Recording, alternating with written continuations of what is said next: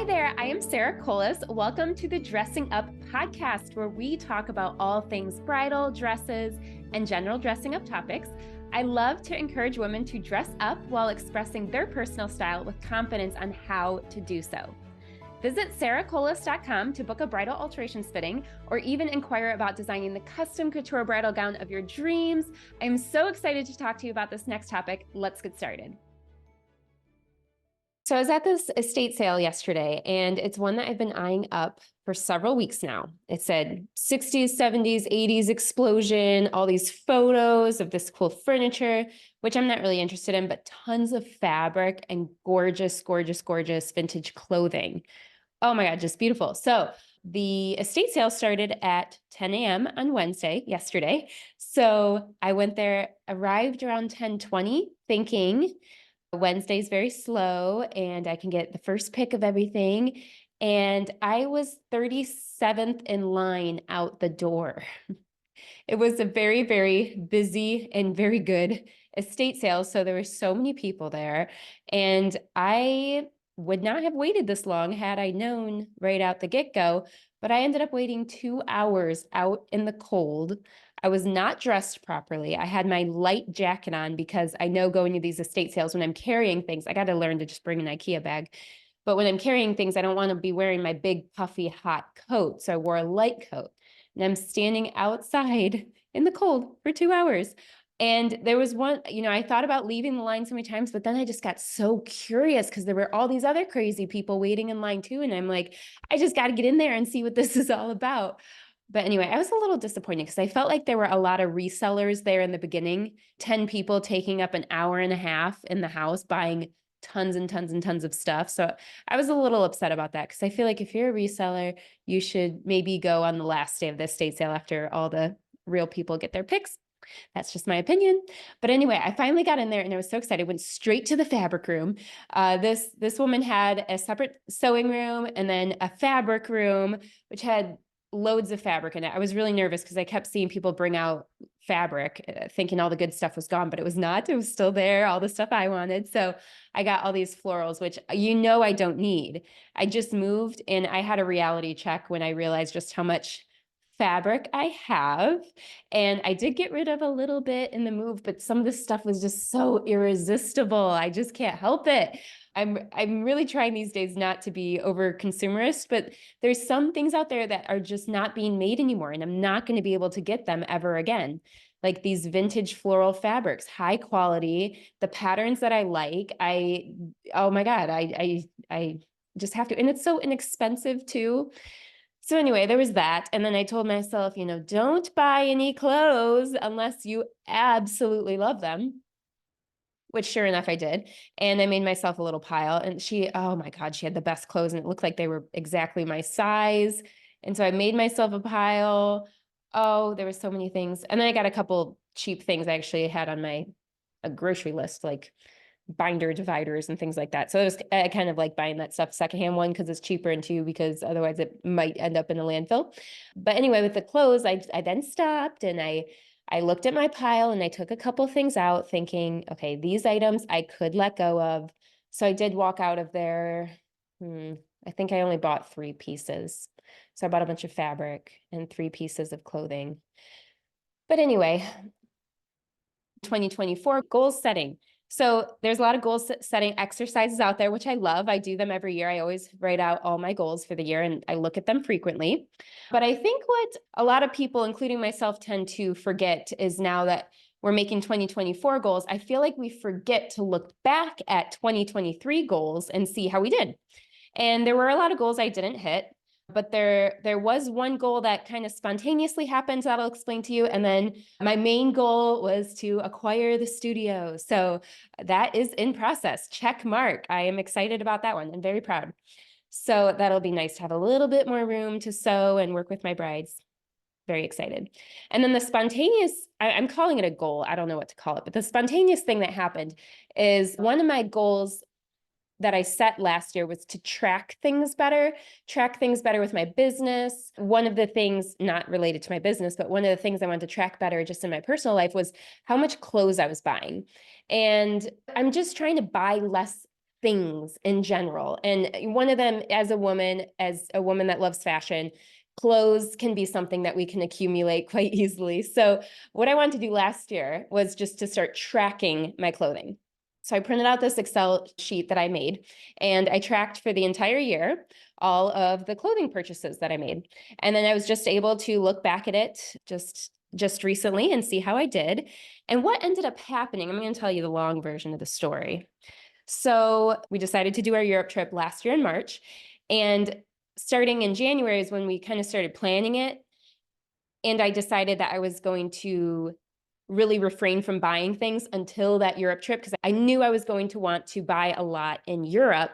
So I was really cutting back on my Target trips, cutting back on buying beauty products, cutting back on buying clothes. I just really was trying not to swipe my credit card unless I absolutely had to. So this first 3 months of the year, I really did that. And then we ended up canceling our Europe trip about a week before because Billy and I both got busy with work, and it just got to be a little overwhelming, and we had kind of lacked on the planning side of things. Thankfully, we had only booked our flights, which we were able to get refunded.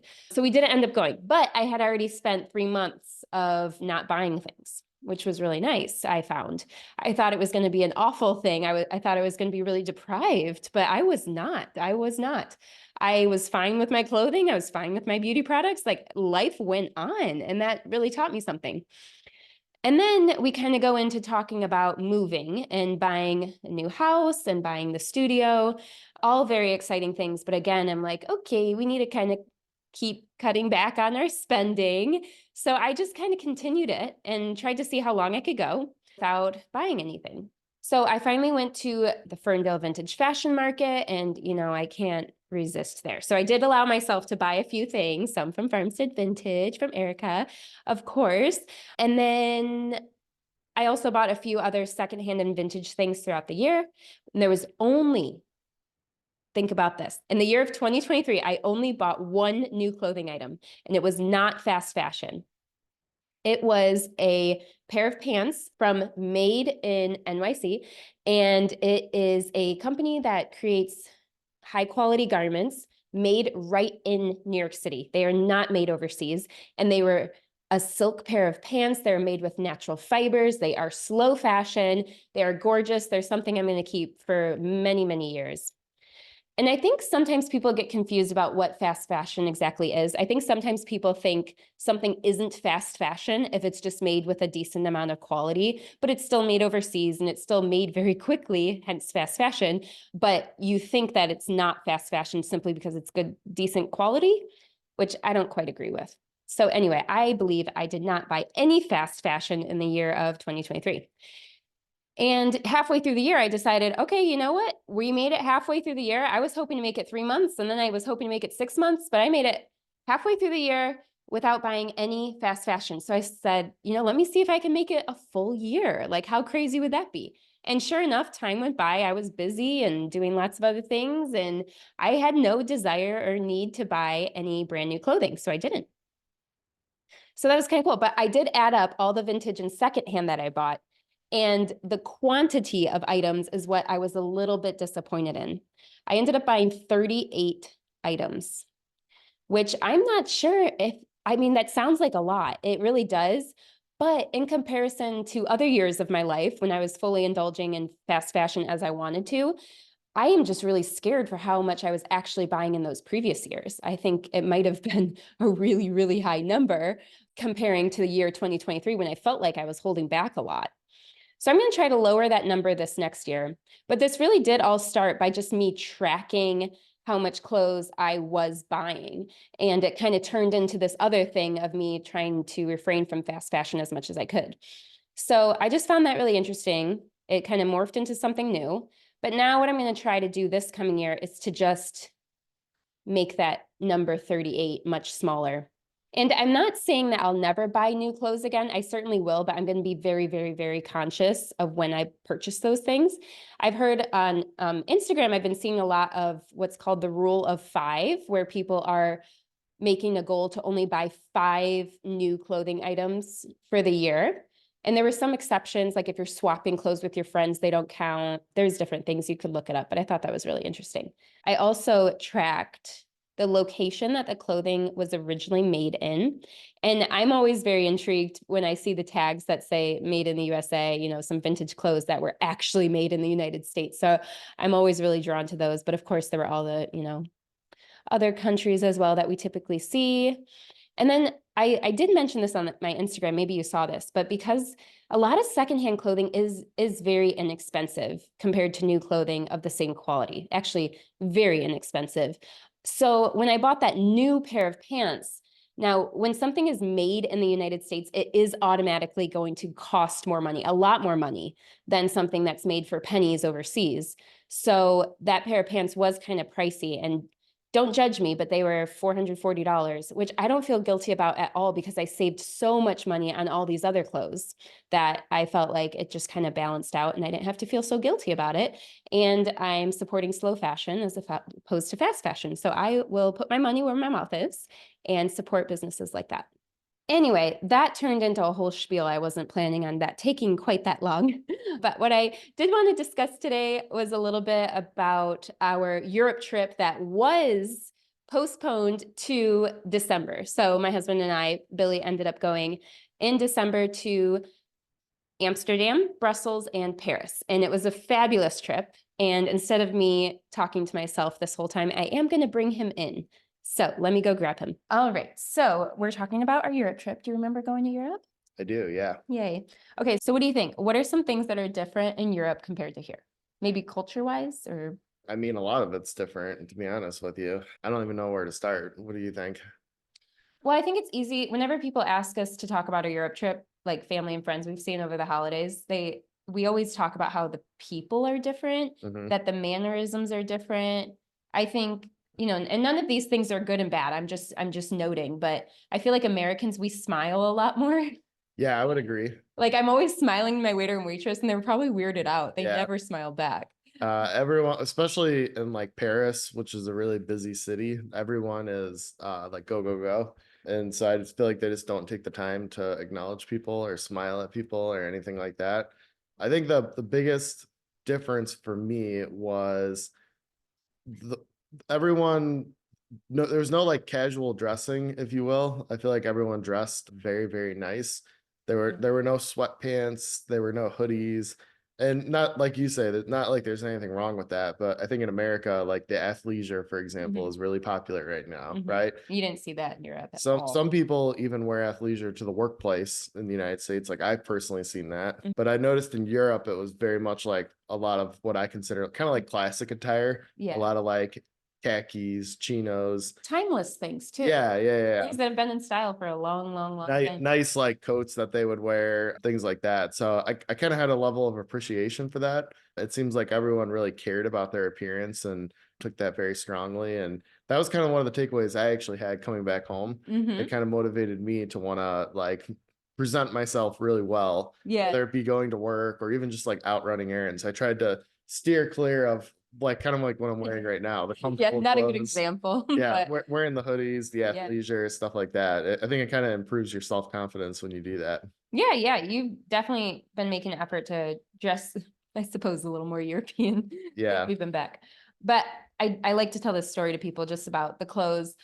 We were at a restaurant once where I was sitting right by the window, and the window happened to be right next to the on and off for the subway system. So people were coming up and down the staircase. It was a very, very busy area, very busy intersection. And, you know, you people watch, which is so fun, but I'm eating my dinner and I'm looking out the window, and it got to a point where I was genuinely trying to find somebody wearing leggings. Yeah. And I couldn't find anyone. I must have seen hundreds and hundreds of people looking out that window, and there was not a single person wearing leggings. I found that so shocking. And you probably don't even believe me saying that, but people genuinely didn't. And you know, something else they weren't really wearing either was heels, which makes total sense. These cobblestone streets, you know, they're very active people walking around the city. You didn't see those. You saw a lot of black boots or white tennis shoes. If people were wearing tennis shoes, they were not colorful. They were either all black or all white or all gray, maybe. So I think it was kind of honestly a little easy to spot out the Americans because you were wearing colorful things. Yeah. But I unfortunately didn't get to see a lot of people's outfits because everyone's in their winter coats. So we just saw a lot of coats. So I didn't get to see much of what people were actually wearing underneath. I saw a lot of skinny jeans, bootcut jeans, no leggings, a lot of tailored jackets, no puffy coats. I have my Patagonia puffy coat, and that was not in Europe. It was all tailored coats, which was really classy. And for some reason, I was just really attracted to all the older, classy women there. Like they were just dressed to the nines all the time. They look beautiful. Yeah, I mean, same thing going back to the shoes too, which was kind of interesting. I think it's in the United States, especially myself included, there's kind of like this big like sneaker culture, right? People like Nike gym shoes, tennis shoes, same thing. Like you could wear those to work and it's get away with it. In Paris, especially, I feel like I did not see any of that at all. A lot of the men, at least that I saw, like a nice leather dress shoe or boots, or if they were wearing tennis shoes, neutral colors, black, gray, white. So it was just a lot different. It kind of caught me by surprise too, because it's not like you walk around, even like going to New York City, right? You'd picture that to be like a high class fashion capital of the US type thing, and just a lot different there. Not that like anything we're doing here is wrong, but it's just a lot different. It's just a lot which I found to be really We fascinating. tried really hard to not look like Americans. We did. I think we failed though. I'm a very colorful dresser and I like lots of florals and prints and things, but I did not bring those with me to Europe. However, we weren't fooling anybody. No. Everywhere we walked, they're like, hello, hello. And I'm like, oh, give me a chance. Bonjour. Yeah. But I think also Billy's beard gave it away. Yeah. Men there don't have beards. I found that interesting. Yeah. That's like an American thing right now, I guess. Or I mean, other parts of the world too, but So not in Paris. one of the other major cultural differences too was the whole dining experience, right? Dining in the United States, just completely way different. When we went anywhere in Europe, but especially in Paris, these smaller cafes, you would sit kind of on top of everyone, right? So it wouldn't be uncommon for your Very table close. to be right here, and directly next to you, you've got another table. Yeah, too. I mean, we're talking 2 inches between the table. Like you'd have to tell the people next to you that you need to get up to go to the bathroom for everyone to move their table so you could get out. And then when it came to ordering your food or even just interacting with the waiters and waitresses, it was very much, you kind of just like raise your hand and flag them down and say, Yeah. hey, I need another Coke, right? And they bring it to That you. would be rude in America. Right. Yeah, I That'd be agree. really rude to like wave down. Wave or snapping your fingers Yeah. or saying, excuse me, or something like that. Like that wouldn't fly in the United States, just culturally, right? But otherwise, they'd leave you alone unless you needed something and you told them, but they'd leave you alone. And it was almost like every restaurant, obviously intentionally, it seemed short staffed, right? There would maybe only be 2 or 3 it's true. waitresses for the entire restaurant. Yeah. But it was different but nice in a interesting way. Just, you didn't feel like you had the waiter or waitress coming and All the interacting time. with you every 5-10 minutes. Hey, is Yeah. everything okay? Gonna get you anything else? Do you need this? Yeah. In a way, it was a little nice because you skip all the small talk. Mhm. And then I felt like Billy and I, we never really got interrupted. And you never when felt we're rushed or anything talking. too, it wasn't like you swinging by asking if you're ready for the bill, things Yeah. like that. So just a lot different, right? And there's things about American dining I like too. Sometimes it's nice to have that attentive service, especially at a busy restaurant. You don't feel like you're waiting for a refill on your drink or something like that. And But we had some really nice food in Paris. It seemed like all the restaurants had really nice food, or what I would consider nice. It doesn't take much to impress me with food. yeah. But by the end of the trip, Billy and I were really craving some like really gross fast food back at home, just like really unhealthy, greasy fries. Right. The cuisine there, everything was really, really fresh, and it was pretty healthy too. I felt like for the most part. Healthier than what I eat here. It felt like it was kind of freshly cooked and prepared within the restaurant. Nothing like, not like frozen chicken patties or anything like that. And that didn't matter whether it was a really nice high-end restaurant or even just more of like the casual cafes that you'd swing in and grab lunch. So the cuisine there, really, really good. Dining experience was completely different, but it was just a lot of fun, and it was interesting just to have those observations. Oh, you know what else I noticed? Even just looking around the other tables, people don't drink much water there. No. I found that shocking. I'm like, why isn't like I feel like it was an American thing to ask for water. And of course we still order drinks as well most of the time, but like asking for water was like the weirdest thing. I'm like, I'm thirsty. Like this is healthy. I was just shocked. And the one thing that was interesting for me is in most cases, a small bottle of Coke was, 6, 7, €8. but you could go get a beer like a Heineken and it might only be 3 or 4 euros. So it's almost like hey, we'd rather you be drinking beer than an imported Coke from the United States or something Oh, like that's a that, you good know? point. Yeah. So I found that to be really interesting. You know what else? All these restaurants closed during lunch. Yeah, that's right. From 12 to 1, was it? Yeah. From 12 to 1, the whole city shuts down. Everyone's eating. Right. Everyone's Yeah. eating, which I think was kind of actually very like a good like mental health thing. Like everyone at the same time, everyone take a break. Yeah. Everyone take a break. To me, that told me that they very much have a culture of like you said, take your lunch break, right? Yeah. I don't know what you, but like in my workplace, or it's not uncommon for me to have to work through my lunch or just eat it at my desk or something like that. And so I kind of appreciate that they had a level of work-life balance where it's like everything shuts down, Yeah. go eat your lunch. It almost seemed like a social aspect Yeah. too. You had a lot of these tables of 4 or 5 people coming Yeah. in together that seemed like they were coworkers interacting, and then they go back to their shops and get to work. So It kind of forced us to go take lunch too, which I think actually probably boosts the restaurant economy. mhm.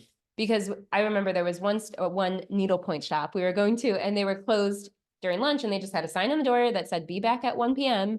And it's like, okay, well, let's go ahead and grab lunch. And we did. We went to a restaurant and had lunch. So I Mhm. feel like that was good. One of the upsides I felt like of Europe in general too, that really made this trip a huge success for us was the train system that they had Mhm. across Europe and the European Union. So for example, we were able to fly into Amsterdam and then we took high-speed trains, to Brussels, to Paris, and then back to Amsterdam.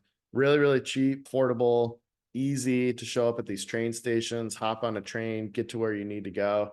Definitely think that's something the US could benefit, but I understand that's a huge undertaking from like an infrastructure Yeah. standpoint. But It was nice. And in comparison, they were a lot nicer than the New York City subways. right. Still very dirty, but compared to New York, we've done that many times. Hmm. I got a manicure in France that just so happens to here in America be called a French manicure. I still don't know what it's actually called there because the lady laughed at me when I told her what I was asking for.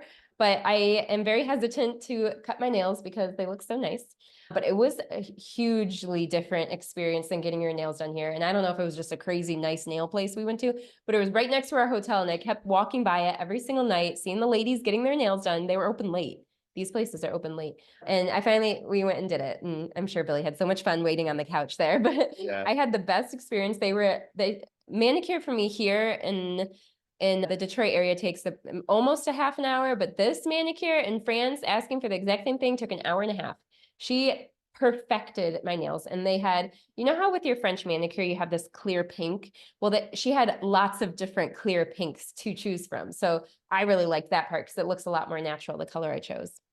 Yeah. But anyway, just a culture thing in general. I feel like the businesses always like have an upper hand, where here the customer is always right. And I feel like people complained less in Paris. If you didn't like it, you just left, like Right. instead of complaining here, which, it is what it is. But it's interesting how the culture is so different. Right. Right. Okay, so let's go through some tips for traveling. We'll just run through a couple of them. In Amsterdam, do not go to Amsterdam without a raincoat. Oh my God. Please don't. Yeah. Yeah. Yeah. I think out of the 3 days we were there, at least 2 of them it rained. No, it rained every day. Yeah. And then at one point, I mean, it was a significant downpour and we didn't have the Yeah. adequate jackets and just got absolutely soaked. Thankfully, our hotel had umbrellas that we could Yep. use. Yeah. And every business there has an umbrella stand, put your umbrella in, like the whole city. It's always raining. Kind of gave me like a Seattle, Washington kind It of did. vibe. It Everything was really really did. overcast. Yes. And it was just kind of Weather on and was. off drizzling type thing. It's Yeah. still very nice though. Oh my God, Amsterdam was beautiful. If It was you haven't great. been, it was so great. We did 2 days there. Was it like 2 days? Yeah, I think it was We came 2.5 type thing or Yeah. something like that. I think it Nice was like at least. 2 nights. Mhm. 2 nights is what it was. And I think that was the perfect amount of time. Yeah, I think so too. You could see everything, kind of do everything you want to Mm-hmm. do in that amount of time frame.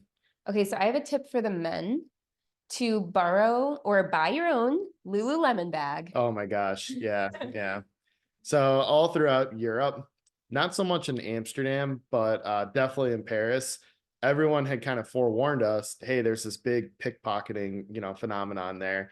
And Paris is an extremely safe city. You never felt like your physical well-being was at jeopardy or anything like that. But I would agree that the pickpocketing was really prevalent there, right? So just your common thief that wants to snatch your phone or grab your wallet or take some change out of your pocket or something like that. So what we did is Sarah had brought this Lululemon, one of those crossbodies that are really popular right now. And I actually wore it, and I kept my phone, wallet, our passports, all that. And it kind of sat right here on my chest, which was nice because, I could always see it and I could kind of feel if someone was going to grab that. But then I had a jacket on top of that and would kind of zip the jacket up. So when we got into those really high traffic areas, like, the subways or waiting in line for a museum or even just at the Eiffel Tower where there's a lot of people, I really felt confident that no one was going to take anything, or you didn't have to worry about your belongings, which was a really nice feeling because, the first couple days while we were in Amsterdam, I just had things in my pockets, but I was always kind of checking them just to make sure, like, I hadn't gone missing or anything like that. So highly recommend that, especially for the men. I know it sounds kind of weird to be walking around with like a purse or something like that, but definitely was really helpful. And it was black. It wasn't pink. Yeah, So it just that kind of was good. blended in, so it's kind of no big deal, but definitely a necessity in my opinion. So we went to a lot of museums, of course, in Europe, and we noticed almost, I think all the museums we went to, they had free coat checks. So Yeah, know yeah. that.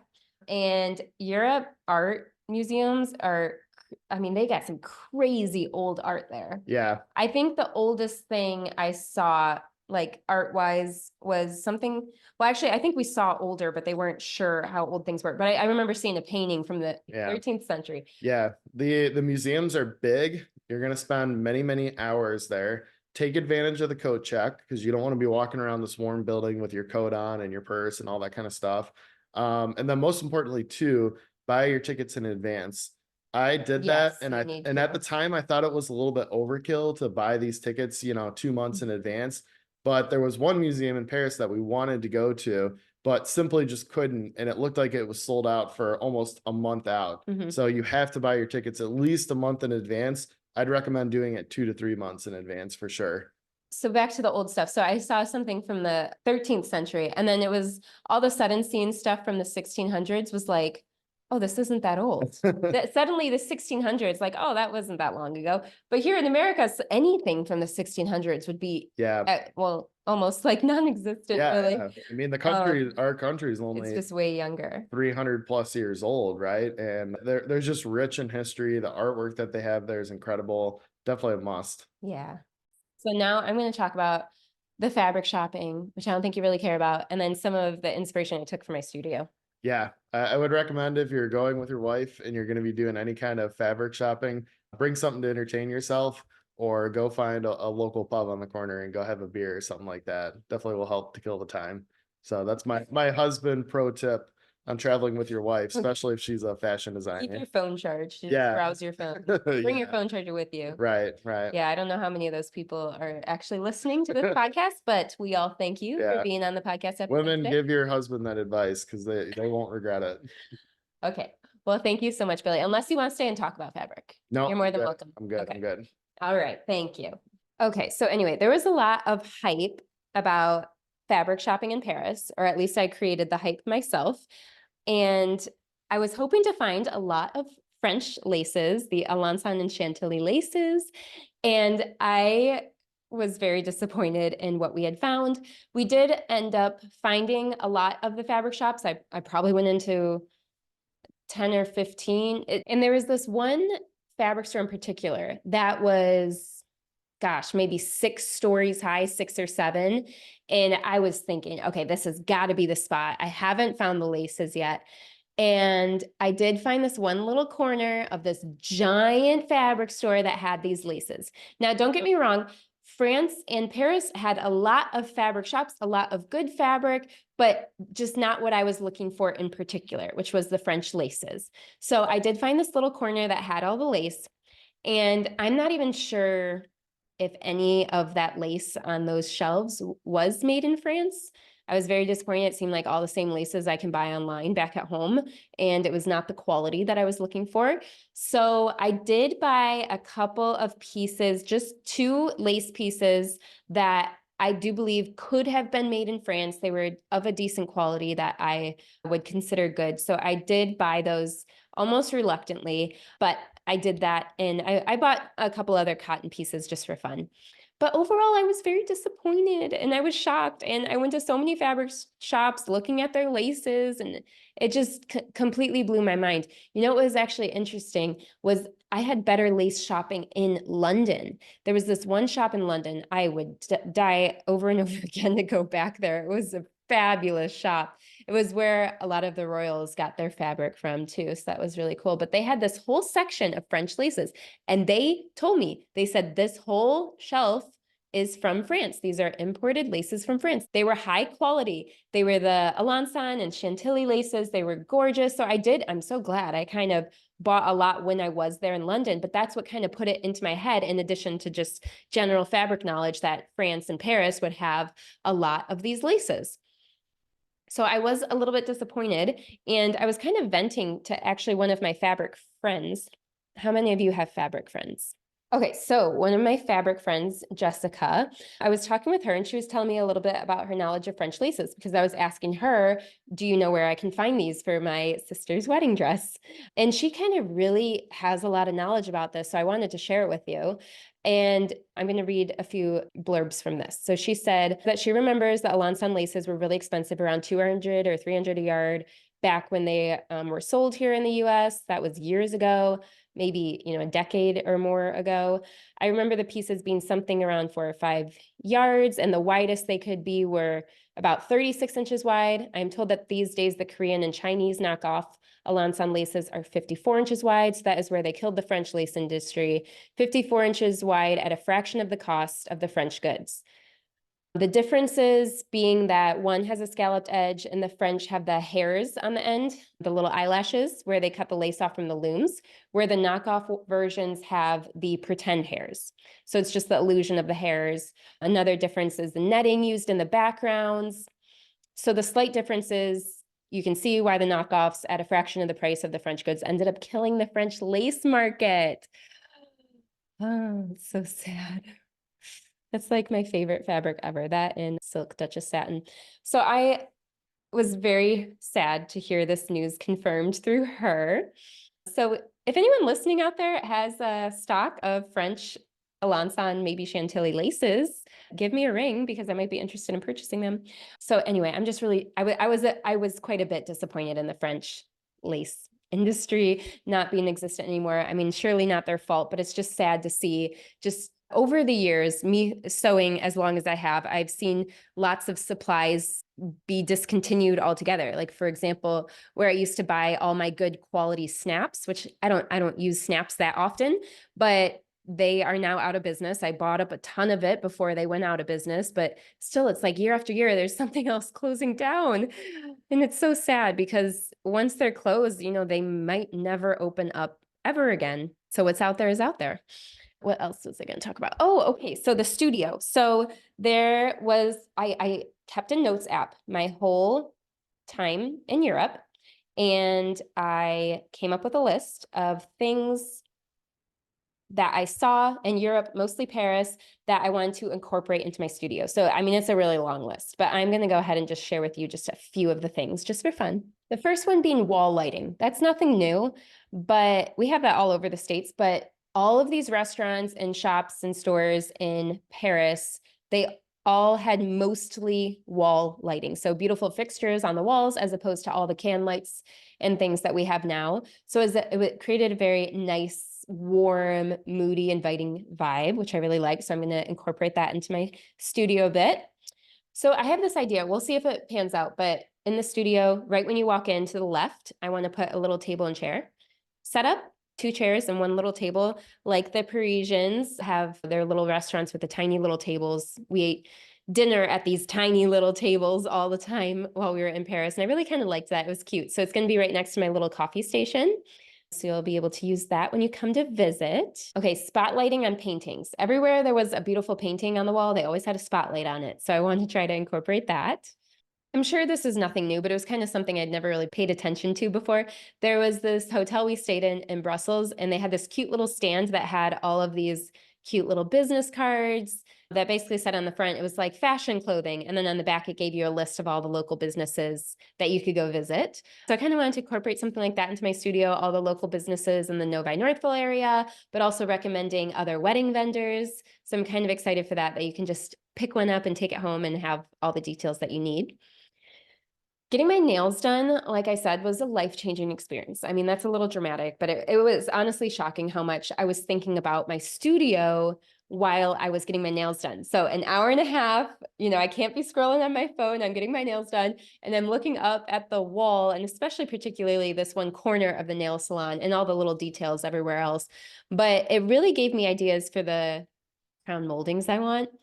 And the European style, and especially in France, they have a lot of moldings on the walls. So I kind of got a good concept of what I want to do there just based on this nail studio. So we'll see if those ideas actually come to life, but I really have a vision with that. And also the nail studio had this most gorgeous shade of a pink paint that I think was beautiful. And I think I'm going to go a little bit lighter than that, but I really liked that shade. It was very feminine and beautiful. And the nail salon, it just had all the vibes. And of course, the wall lighting just made that pink just really, really soft and beautiful. And they also had these gorgeous cabinets that had like this, what's it called? Like a cane. I think it's cane, like the woven cane. I'm not sure if I'm saying that right. But then like the marble countertop, and they had a little bar cart with a glass water pitcher and glass cups. It was all just beautiful, everything in there. And I could tell the architecture, there was just so much to get inspired by. And I could tell that they don't, you probably already know this, they don't renovate like we do here in America. I feel like when we renovate here, we hope that it lasts 30 years and looks good for 30 years. Like that would be like an awesome thing. But there, they either don't renovate or they just fix things when they break, which is rare. But you can tell that these buildings just have not been renovated in years and years and years. It seems like they just put in the modern amenities and called it a day. Everything in Paris is brass. All of the metals, the door handles, like anything that's metal is brass, and it's so pretty. But it's like there's such old pieces. Like I'm sure those door handles could be a whole, I don't know, 50 or 100 years old. I just don't know where to buy that stuff in the States. I can, of course, Google, and I have, but it's like they just have brass everywhere, all the railings, the staircases, everything. It's just beautiful. So we'll see how many of those things actually get incorporated into the studio. But I hope that kind of gave you a little overview of our trip and a little bit of a difference in than just spitting out exactly what we did. But of course, during the trip, we did all of the normal touristy things, the Eiffel Tower, the Louvre, all those things, Versailles. And it was a fabulous trip. I'd highly recommend it. If you ever have questions when you're planning your trip, please let me know. But otherwise, thank you for listening, and I'll see you on the next episode. Thank you so much for listening. I hope this episode has allowed you to approach the world with greater confidence in your own personal style. If you have any questions at all, feel free to reach out through email or the inquiry form on the website. I hope you are all ready to go and get dressed up. I look forward to sharing more dressing up tips with you in future episodes. Thanks so much.